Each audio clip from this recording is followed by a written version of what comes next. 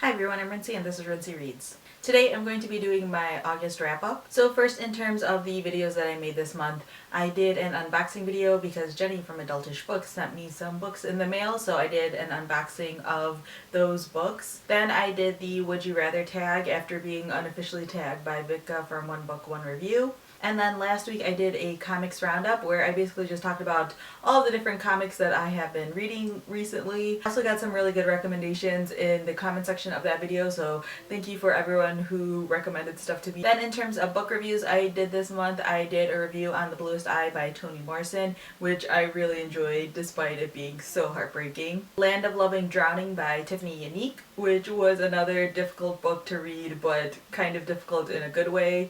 The Likeness by Tana French, which I absolutely adored, and I'm really excited to read more Tana French. And then Everything I Never Told You by Celeste Ng, which I liked but I didn't love, unfortunately.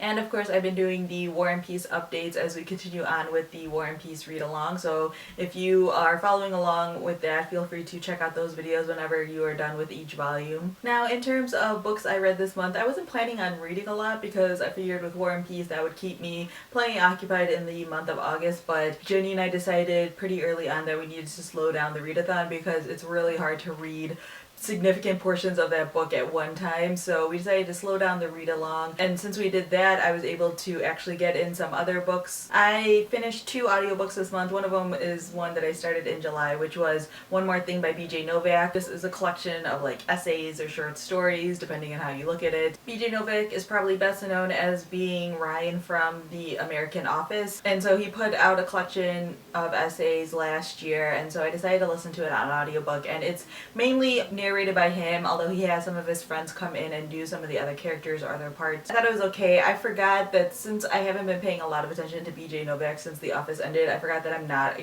huge fan of his style of humor. Some of his stuff is really funny, some of it is just a complete miss on me. I just find it a little bit smarmy, or it seems like he's trying too hard. That's basically how I felt with this collection of stories. Some of them I really enjoyed, some of them I absolutely hated, and the rest mainly fell just somewhere in between that spectrum. So I gave it a 3 out of 5 stars. I feel like however you feel about BJ Novak, you're going to feel the same way about his collection of stories. The other audiobook I listened to is Dad is Fat by Jim Gaffigan. If you don't know, Jim Gaffigan is an American comedian.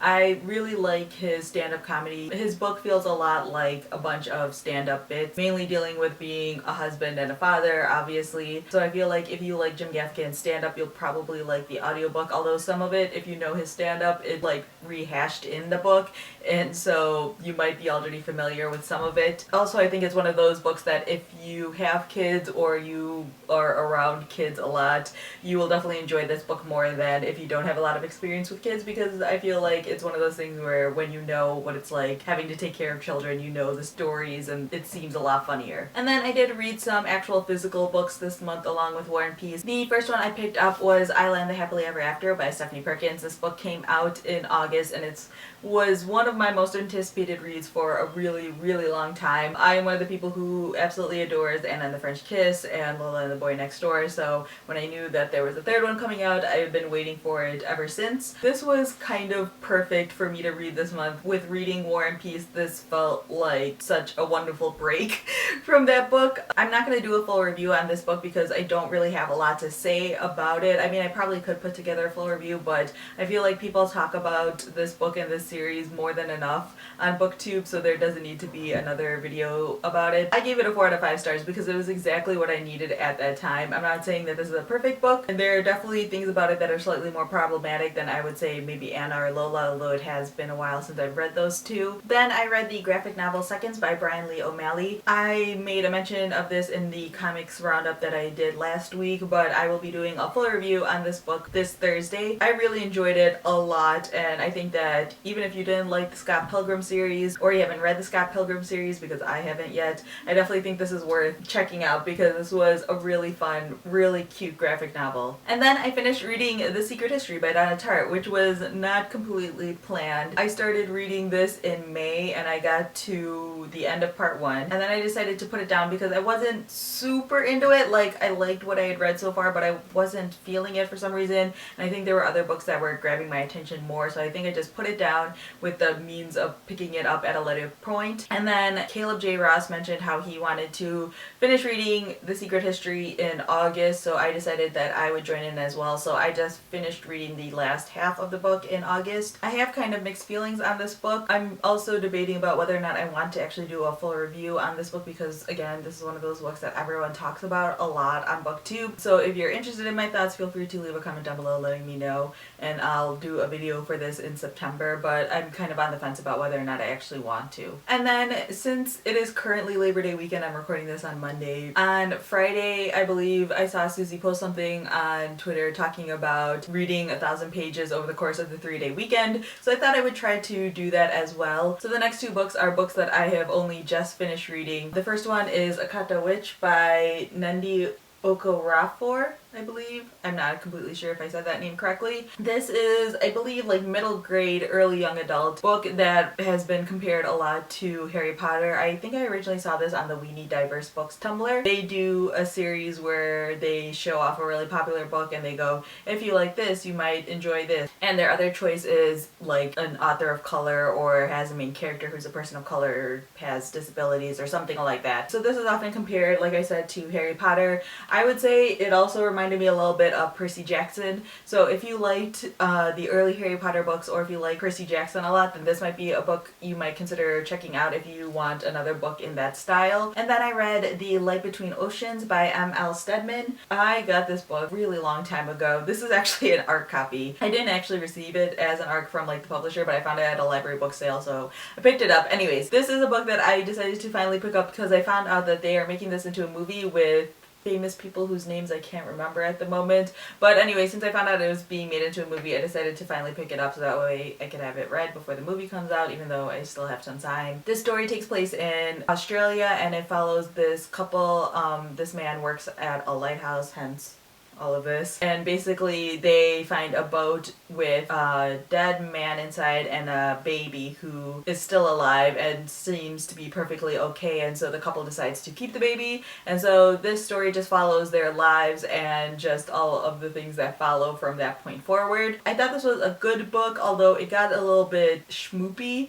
I mean, that's not a real word, but I feel like that's the right word. It got a little bit schmoopy towards the end. I think I'll be doing a full review on this one as well, just because I have a lot of thoughts on it, and I kind of want to talk about this book. I know other people have read it, so I kind of want to talk about it with other people who have read it. In terms of my September reads, I do have a really general idea. Obviously, I'll be still reading War and Peace, so you can look forward to all my updates about that. I'm currently reading We the Animals by Justin Torres. This is a pretty short book. It's only about 120 pages and I'm already past the halfway point. I just started this today and I plan on finishing this today. I will also finally be reading East of Eden by John Steinbeck. This is definitely happening in September because I'm buddy reading this with Steve from Steve Reads Books, Mercedes from Mercy's Booklist Musings, and some other people whose I don't remember. I just saw Steve talking about it on Twitter, so I was like, hey, I'm gonna do that too because I really need to read this book. This is another big one, but I looked at the pages and it's 600 pages, and I decided that if you just read 20 pages a day, you'll be done with this by the end of the month. So that is my goal, just to read 20 pages a day. If I read more than that, great. If I don't, then we'll have a problem. But at least 20 pages a day, I could definitely do that. And then finally, the books that I bought in August. I didn't buy a lot of books because I didn't think I would be reading a lot, but since I read some books and there were Labor Day weekend sales, I decided to pick some up. First I went to Half Price Books and I picked up a couple things. I got Agatha Christie's ABC Murders and Agatha Christie's The Mystery of the Blue Train. If you guys have been paying attention to my channel for a while, you know that I have been picking up these editions of the Agatha Christie books whenever I can see them, especially at used bookstores because they're not in print anymore. You can only really find them at used bookstores, but they're not like completely impossible to find, so anytime I see them and I find one that I don't already own, I pick them up. So here are two more to add to the collection. And then I picked up A Deadly Class, which is a graphic novel. I've heard pretty good things about this one, so I decided to give it a chance. It was only $5 and then an additional like 20% off, so it wasn't super expensive. So I figured I would give this one a read, see if I like the series, and then I can continue on if I do. And then I picked up We Are All Completely Besides Ourselves by Karen Joy Fowler. It was longlisted for the Man Booker and it's been getting pretty good reviews. Karen Joy Fowler also wrote the Jane Austen Book Club,